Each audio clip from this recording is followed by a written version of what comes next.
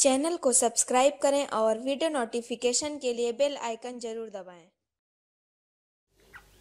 जय हिंद दोस्तों, मेरा नाम है पुष्पेंद्र सिंह और आप सभी देख रहे हैं परीक्षा दृष्टि चैनल।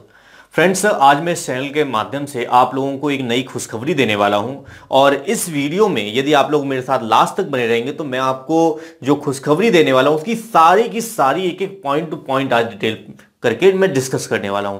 और वो है क्या, वो ये है कि रेलवे की जो वैकेंसी अभी अनाउंस हुई थी कि 1.5 लाख पोस्ट आने वाली हैं, उसका पहला चरण जो है वो आ चुका है, जिसमें कुल वैकेंसी 35,277 है। फ्रेंड्स, कितनी वैकेंसी है?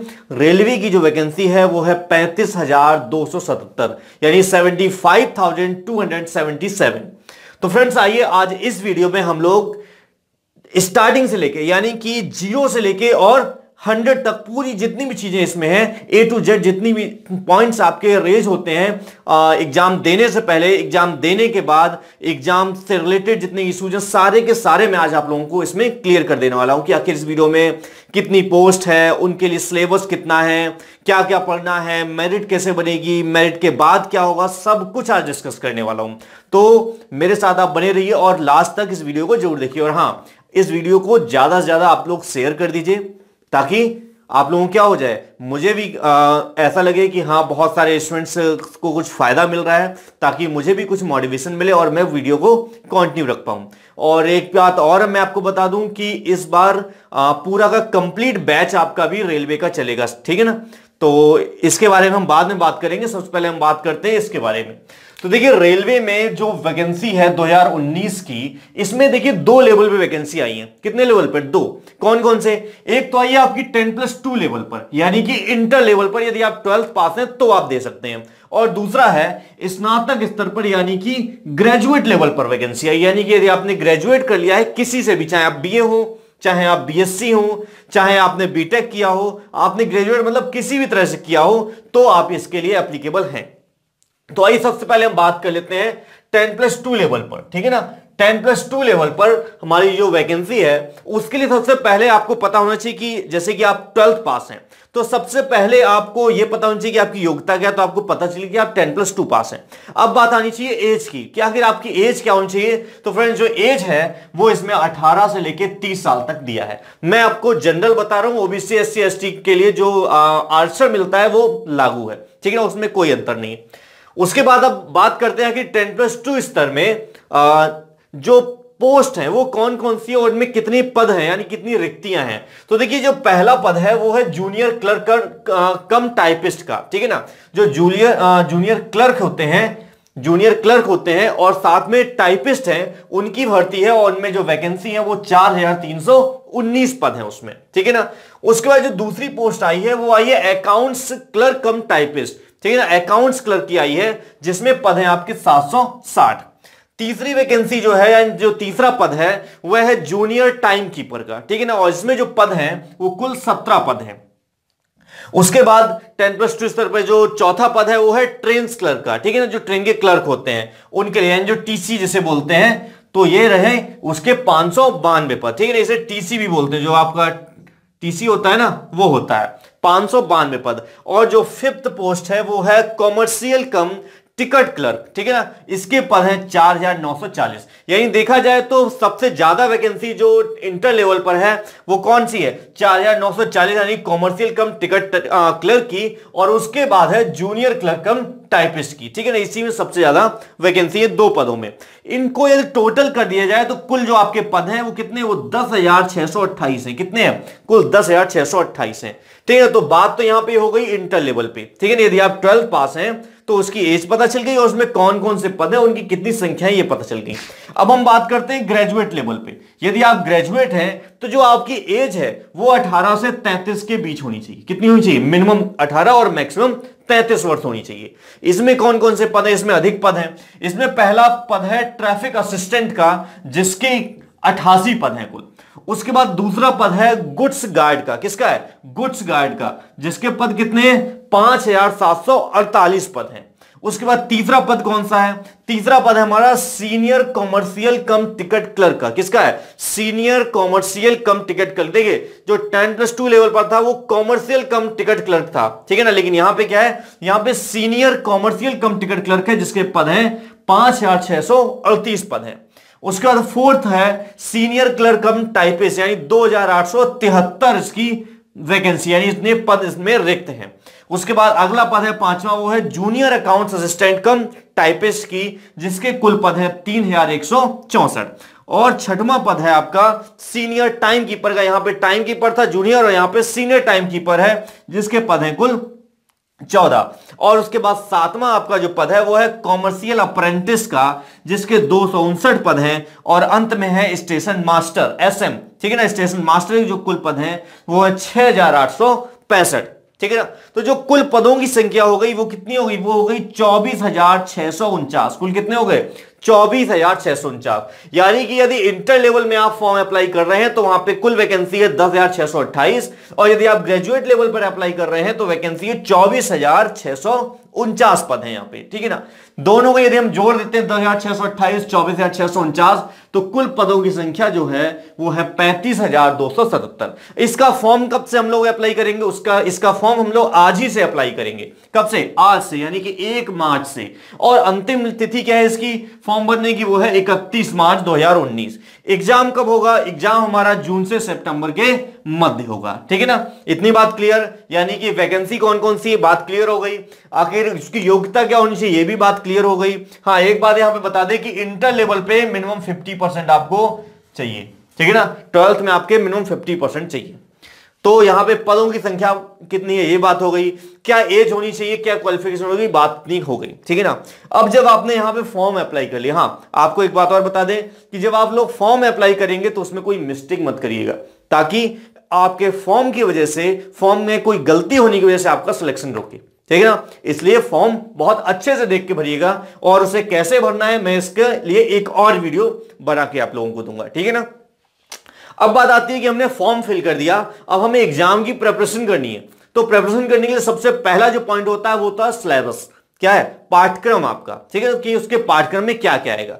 तो देखिए जो पाठ्यक्रम है यहां पे, तो यहां पे सबसे पहले आप लोग ये जान लीजिए कि रेलवे में इस 2 एग्जाम होते हैं। कितने? 2, CBT 1 और CBT 2, यानी इस तरह से आप कह सकते हैं प्री और मेंस, ठीक है ना। सिंपल लैंग्वेज आप बोल सकते हैं प्री एंड मेंस। और यहां पे क्या बोलते हैं? CBT 1 और CBT 2। CBT का मतलब क्या होता है? Computer based test. क्या होता है? कंप्यूटर बेस्ड टेस्ट, ठीक है। तो CBT 1 में और CBT 2 में क्या होगा? देखिए जो CBT 1 होगा, इस CBT 1 में आपका मैथ आएगा, रीजनिंग आएगी और जनरल अवेयरनेस आएगा, यानी कि GA आएगा, ठीक है ना। जो बैंक में GA आती है ना, बस वही वाली आएगी, मैथ, रीजनिंग और जनरल अवेयरनेस, ठीक है ना। मैथ के कितने क्वेश्चन होंगे? 30 क्वेश्चन होंगे, रीजनिंग के भी 30 होंगे और जनरल अवेयरनेस के क्वेश्चन होंगे 40। यानी कुल कितने क्वेश्चन आने वाले CBT 1 में? टोटल 100 क्वेश्चन आने वाले। इनको टाइम कितना चाहिए, यानी कितना टाइम मिलेगा हम लोगों को? तो टाइम मिलेगा हमारे पास 90 मिनट का। कितना मिलेगा? 90 मिनट का हमें समय मिलेगा CBT 1 को हल करने का, ठीक है ना। तो इतनी बात क्लियर कि मैथ, रीजनिंग और जनरल अवेयरनेस, इतनी बात क्लियर हो गई कि आखिर CBT 1 में हमें 3 सब्जेक्ट प्रिपरेशन करनी है, और 3 सब्जेक्ट में मैथ है, रीजनिंग और जनरल अवेयरनेस है, ठीक है ना। उसके कितने क्वेश्चन आने हैं? 30-30 40 करके 100 क्वेश्चन आने, 90 मिनट का एग्जाम होगा। जब आप 90 मिनट का ये एग्जाम CBT 1 का दे लेंगे तो आपको देना होगा CBT 2, यदि आप क्वालिफाई करते हैं। अब ये बात आपको कैसे पता चलेगी कि आपने क्वालिफाई किया? तो उसके लिए सीधे से इन्होंने दे के रखा है कि यदि आप जनरल कैंडिडेट हैं, क्या है, यदि आप जनरल कैंडिडेट हैं तो आपको CBT 1 में कम से कम 40% लेके आना होगा, तभी आप CBT 2 का एग्जाम दे पाएंगे। EWS जो जनरल वालों को दे दिया गया है ना, जनरल वालों को जो कुछ आरक्षण दे दिया गया, जो आर्थिक रूप से कमजोर और पिछड़े हैं उन्हें दे दिया गया है, तो उन्हें भी 40% चाहिए। ओबीसी वालों को 30% चाहिए, यानी कि 100 में से यदि 30 क्वेश्चन सही कर लेते हैं तो पास। इसी तरह एससी वालों को भी 30% पासिंग मार्क्स दिया है, और एसटी वालों को 25% दिया है। यानी कि टोटल आप ऐसे समझ लीजिए कि ये 100 मार्क्स का एग्जाम है, यानी कि 100 नंबर का पेपर होगा CBT 1। यदि आप जनरल कैंडिडेट हैं तो आपको कम से कम 40 लाना है। यदि आप आर्थिक रूप से कमजोर या पिछड़े हैं और जनरल में आते हैं तो भी आपको 40% लेके आना होगा। यदि आप ओबीसी हैं तो आपको 30 नंबर लेके आने होंगे, और एससी हैं तो 30 नंबर लेके आने होंगे, और एसटी हैं तो 25 नंबर लेके आने होंगे। इतनी बात क्लियर हो गई। आगे CBT 1 का एग्जाम दे लिया और मिनिमम क्वालिफिकेशन हमने ले लिया, यानी मिनिमम मार्क्स हमने गेन कर लिए। अब क्या होगा, अब होगा CBT 2 का एग्जाम। हाँ, एक चीज और, CBT 1 के एग्जाम में माइनस मार्किंग भी होनी है, और माइनस मार्किंग कितनी होनी है, वो माइनस मार्किंग होनी है 1/3 की। कितने, 1/3, यानी कि यदि आपने एक आंसर गलत दिया तो इसका मतलब है कि आपके 1/3 यानी 0.33 मार्क्स कट कर लिए जाएंगे। या सीधे शब्दों में आप ऐसे सुन लीजिए कि यदि आपने 3 प्रश्न गलत कर दिए तो आपका 1 नंबर काट लिया जाएगा।